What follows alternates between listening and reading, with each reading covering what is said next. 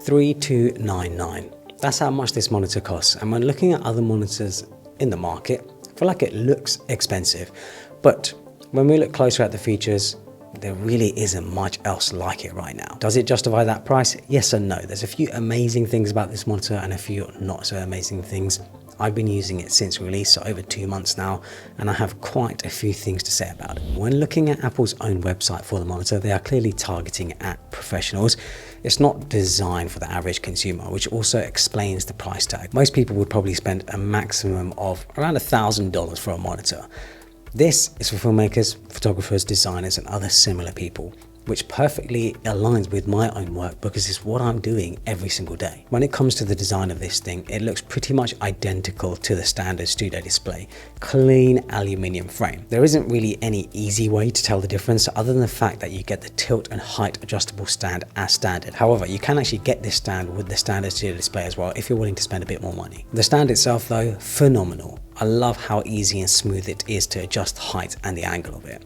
I know most of the time you're looking at the front of a monitor, but there's no doubt that Apple makes some of the best looking monitors and well-built monitors compared to anyone else. I personally want my tech to look good in my space instead of it being made from ugly plastic. On the back, there's only 4 USB Type-C ports, with 2 of them supporting Thunderbolt 5, which means you can daisy chain more monitors. You can connect a MacBook and it can do both power and data over one cable, which is included and is also super convenient.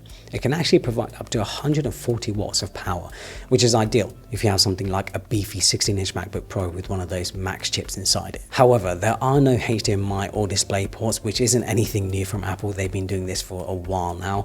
So this monitor isn't designed to connect to something like a PC or a PS5.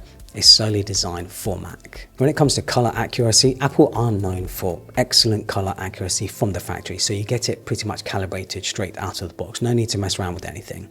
Greg Benz did a few tests and documented them on his website and found that this is actually the best HDR monitor that you can buy on the market right now. What's most impressive about it though is how accurate it is, even when the monitor is at a full 2000 nits. No consumer available OLED monitor can even come close to this. And that 2000 nits of brightness is also just unreal. It's hard for me to illustrate on camera. It's something that needs to be experienced in real life. But when I am editing HDR or watching HDR content, it genuinely is incredible. It has 2,304 individual LED dimming zones, which of course results in much deeper blacks and incredible contrast. From day-to-day usage, I personally haven't noticed any blooming. I think it looks amazing. And if you work in a well-lit environment or room, this is probably one of the only monitors out there that can actually get bright enough to be properly usable. By the way, if you're interested in this wallpaper, I'll leave a link to it down in the description below. I've been using this for editing photos in Lightroom, SDR and HDR photos. Honestly, incredible. Same with video editing. I'm editing in Final Cut Pro. That's my editing app of choice. All of the videos that you see on the channel are edited on this monitor. And of course, I'm designing as well. I'm designing in apps like Figma, Framer, and then I'm using Claude Code and stuff to design. Honestly, there isn't really anything else that I'd want to use.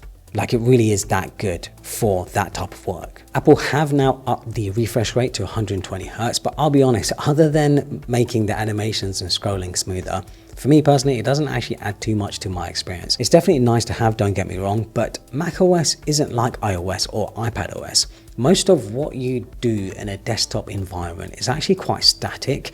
Animations don't happen all the time or anywhere near as much as they do on something like a phone or a tablet where you're having to swipe between apps and stuff and sort of go between screens and stuff. Desktop usage, you know, you'd be surprised. I think if you actually looked at properly what you're using your desktop for, most of it is just going to be static screens. And considering I won't be gaming on this monitor, honestly, that 120 Hz refresh rate doesn't actually matter too much to me. But like I said, don't get me wrong, it is definitely nice to have. The one thing I do wish though with this monitor is that I wish it was bigger. I switched from the Pro Display XDR, which is 6K at 32 inches, going down to now 5K at 27 inches. There is definitely a noticeable difference. But to be fair, I got used to it in a couple of days, but there's no doubt I feel like for the stuff that I do, a bigger screen does make more sense. You just get a ton more screen estate at 32 inches, and of course you get more resolution. And I feel like bigger monitors are becoming more of an expectation now. People want bigger monitors. I think 27 inches already feels quite small to some people. Yeah, honestly, it would just be nice if we had a 32-inch version. One very interesting thing about this monitor though is that inside it actually has 12 gigabytes of RAM and it has 128 gigabyte SSD. Now, I can only assume that they're used for like the webcam, the speakers, and the way the monitor works, and of course the OS, because you can't actually use that RAM or that SSD when it's connected to your Mac or anything like that. It's just for the monitor itself. But yeah, just an interesting thing. I feel like it has more RAM, well, it has as much RAM and storage as an iPhone does, which is crazy. One thing I do want to share is the webcam on this. So this only, I think, works in FaceTime as far as I can tell, but it will actually follow me around, which is pretty wild. Hopefully you can also see what the quality is like, but yeah, it will follow me around. And then when I go to sit down at my desk, it will obviously, you know, align to my face, which is just crazy. Like, it's so smart. Yeah, hopefully this also does a good job of me showing you what the mics are like on this thing. I use it for Google Meet and sort of Zoom calls and stuff like that, FaceTime all the time. And it's nice having the webcam and the mics and everything all in there so that I don't have to use anything externally. Are they amazing quality?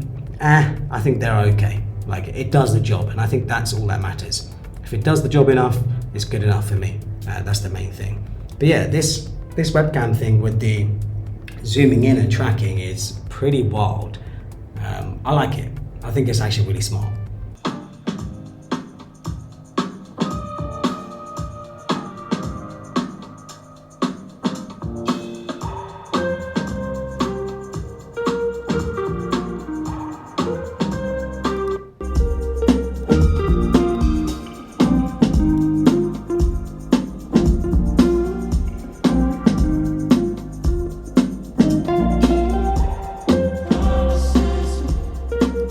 Yeah, I do think the internal speakers are okay, but they're never going to be as good as a proper set of external speakers. When it comes to naming and how Apple have done the lineup of their monitors, the Pro Display XDR has now gone. They don't sell that anymore.